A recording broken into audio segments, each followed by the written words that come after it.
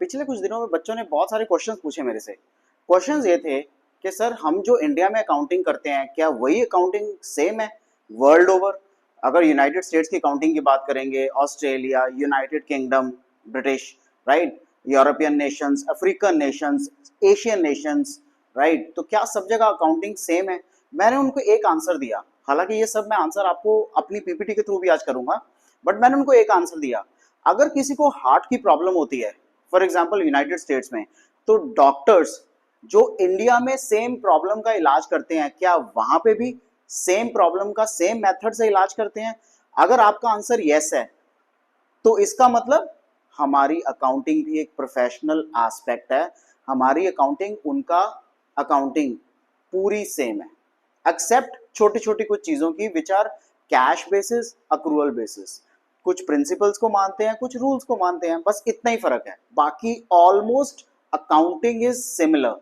इसीलिए तो multinational companies अपने आप को over 100 countries, over 150 countries, over 50 countries, so इन सब कंट्रीज में इसीलिए वो अपने आप को एक्सपैंड कर पाते हैं।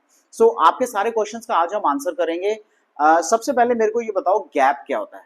गैप, मैंने जीएपी गैप की नहीं पूछा, जीएएपी ये क्या होता है? अकाउंटिंग स्टैंडर्ड्स क्या है इंडियन अकाउंटिंग के? So let us answer them one by one.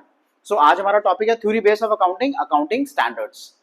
Gap, अभी मैंने आपसे पूछा गैप क्या होता है? Generally accepted accounting principles, GAAP बोलते हैं इसको। So in order to ensure the uniformity in accounting procedures and the methods, certain accounting principles have been accepted by accounts all over the world.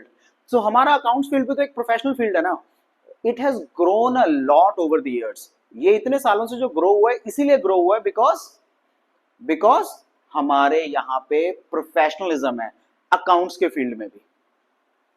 So GAAP is generally accepted accounting principles.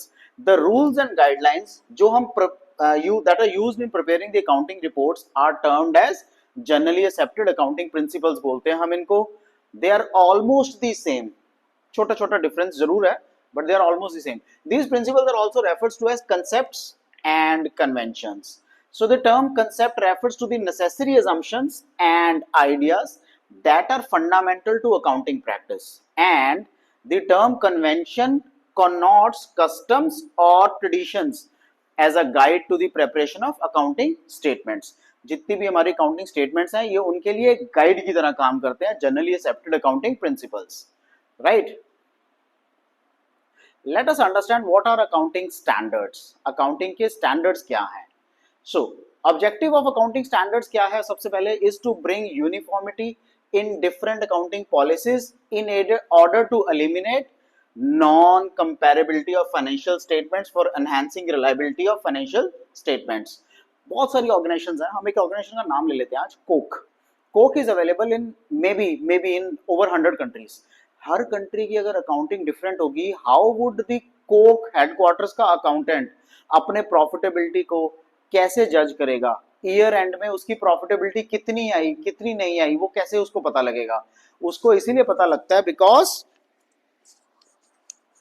Every country in the world works on the basis of certain standards accounting के लिए, right. So comparable आसान हो जाता है। Financial statements for enhancing the reliability of financial statements के लिए comparison आसान हो जाता है। Okay, so accounting standards in India are formulated and governed by Accounting Standards Board (ASB), which was set up in 1977 by Institute of Chartered Accountants of India. So CA accounts का काम CA के पास ही है, right? तो उन्होंने ही ये board को set किया। So IASB, right? This board is formed with representatives of ICAI, Company Law Boards, Central Board of Direct Taxes, Controller Auditor General of India, SEBI, Securities and Exchange Board of India, and representative from certain banks, etc. What are the benefits of accounting standards? So to eliminate variations, अलग अलग variations, ठीक है, उसको eliminate करना मुश्किल है। ABC Limited is a competitor of XYZ. Now ABC Limited अगर अपनी accounting उसी तरह से नहीं बनाएगी जैसे XYZ बनाता है, तो वो दोनों आपस में कभी अपने आप को compare नहीं कर पाएंगे। वो compare क्यों कर पाते हैं?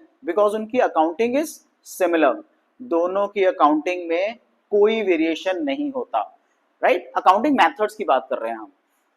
So accounting standards helps in eliminating the variations in accounting treatment to prepare the financial statements को prepare करने के लिए. Disclosure of information. Accounting standards may call for disclosure of certain information which may not be required by law, but such information might be useful for general public, investors or the creditors. Comparable. Accounting standards facilitate the comparability between financial statements of inter and intra companies. So A limited का B limited के साथ comparison possible है, which is inter comparison. Intra comparison is आपकी company ए limited 2000 से 2021, right. So that comparability is possible. Are there certain limitations of accounting as well? Yes. Incomparable. Accounting standards makes choice between different alternative accounting treatments for the same item. This may cause the information incomparable. Cash basis of accounting, accrual basis of accounting or hybrid basis of accounting. So difference हो गया ना. आप straight line method of depreciation adopt करते हो, मैं return on value method of depreciation adopt करता हूँ. Difference हो गया. आप किसी एसेट को डेप्रिशिएट करने के लिए 5 साल की वैल्यू लेते हो, सेम ऑर्गेनाइजेशन सेम लेवल पे हैं, बट आप उसको डेप्रिशिएट करने के लिए 5 साल टर्म लेते हो, मैं उसको डेप्रिशिएट करने के लिए 10 साल टर्म लेता हूं. Incomparable, right. Inflexible. So it is rigidly followed and fails to extend flexibility in applying the accounting standards. Accounting standards को comply करने के लिए flexibility नहीं होती. These are controlled by law. Accounting standards cannot override the statute. Law से ऊपर नहीं हो सकते accounting standards. So these standards are required to be framed within the ambit of prevailing laws. जो भी आज की डेट में laws हैं, उन्हीं laws के अंदर ही आप ये बना पाओगे. Applicability of accounting standards.